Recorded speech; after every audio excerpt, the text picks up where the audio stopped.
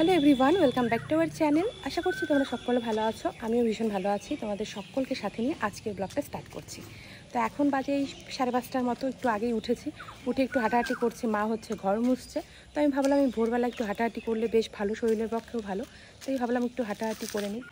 তো বন্ধুরা বেশ কিছুক্ষণ হাঁটাহাঁটি করলাম। এখন বাইরে দেখো চেয়ার নিয়ে এসেছি, এখানে বসবো আর কি।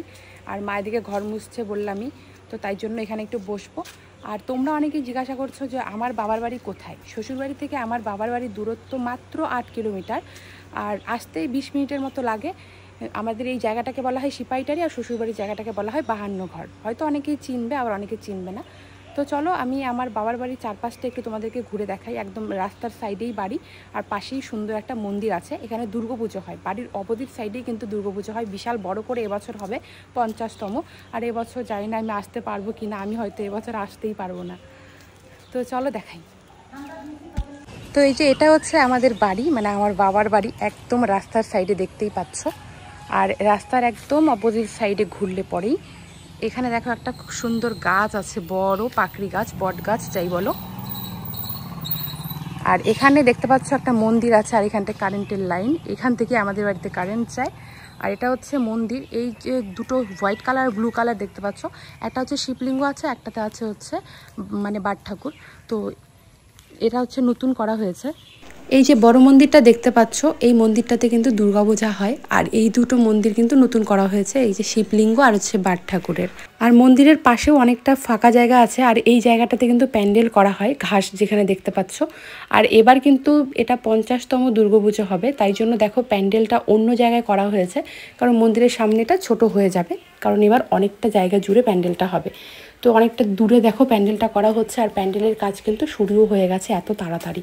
তোমাদের কার কার এলাকায় আর কি এরকম প্যান্ডেল শুরু হয়ে গেছে কমেন্টে জানিও। আর এই যে চৌপতিটা দেখতে পাচ্ছ, টোটো গেল একটা। তো এই টার্নিংটা ঘুরেই কিন্তু আমার বাবার বাড়ি। আর মন্দিরটা যেহেতু একদম রাস্তার টার্নিংটাতেই, তাই জন্য আরও বেশি সুন্দর ফুটেছে। আর আমাদের বাড়ির থেকেই আমরা কিন্তু দুর্গাপূজা দেখতে পারি।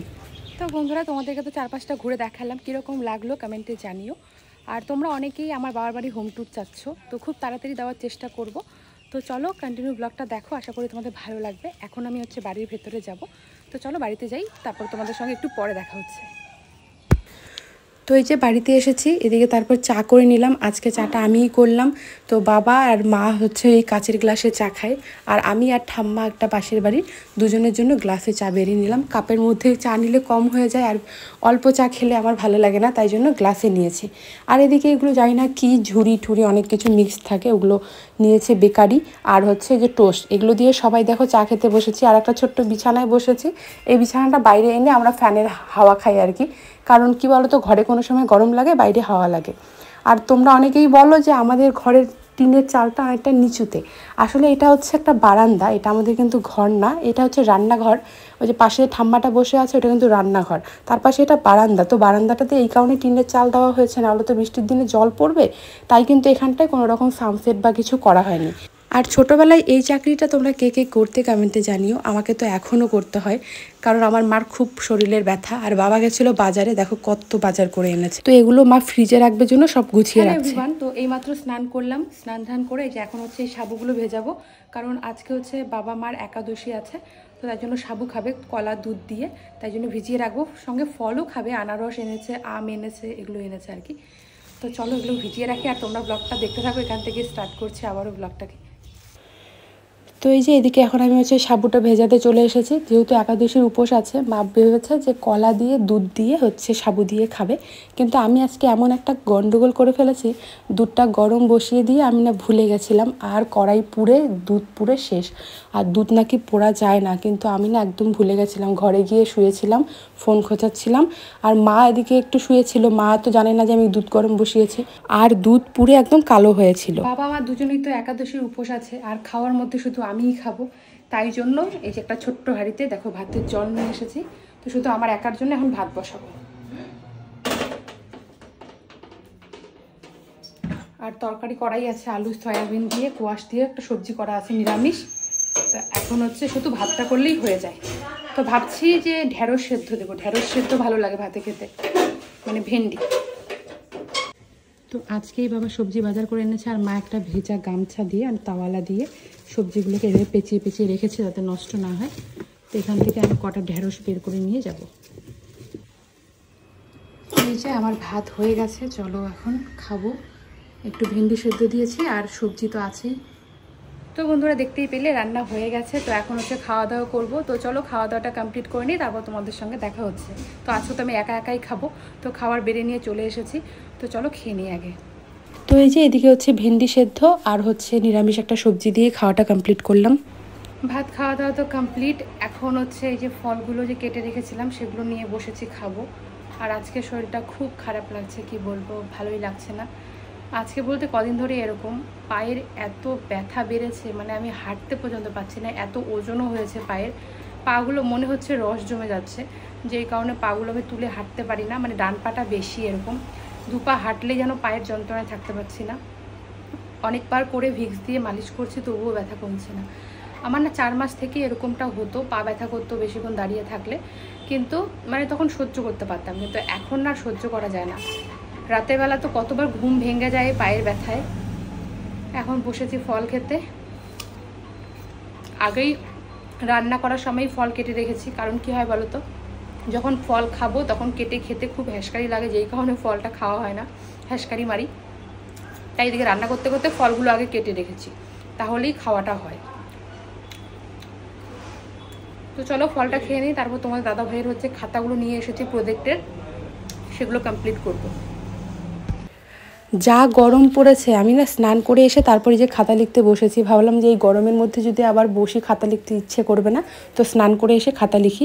তো এই যে স্নান করে এসে একটা বিস্কিটের প্যাকেট নিয়ে বসেছি।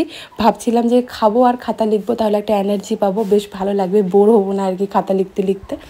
তো এখন এই যে খাতাগুলো লিখতে বসে পড়েছি। লিখতে বলতে আগে ছবিগুলো আর্ট করে নিচ্ছি, যা লেখা আছে ওগুলো পরে লিখবো। ফার্স্টে আর্টগুলো কমপ্লিট করে নিই। তো বন্ধুরা আমার এদিকে অনেকটা প্রজেক্ট হয়ে গেছে, ভাবছি আর একটু বাকি আছে, পরে করবো। একদম কোমর লেগে যায়, পেট পুট শক্ত হয়ে যায়, তো ভাবছি আর এখন আর করবো না। তো চলো তোমাদেরকে দেখাই কত দূর কি কমপ্লিট করলাম। তো এই যে দেখতে পাচ্ছ এই ছবিটা, এটা অর্ধেক হয়েছে আর অল্প একটু বাকি আছে। মানে হোয়াইট কালার জায়গাটা রুল দিয়ে একটু কালার করবো।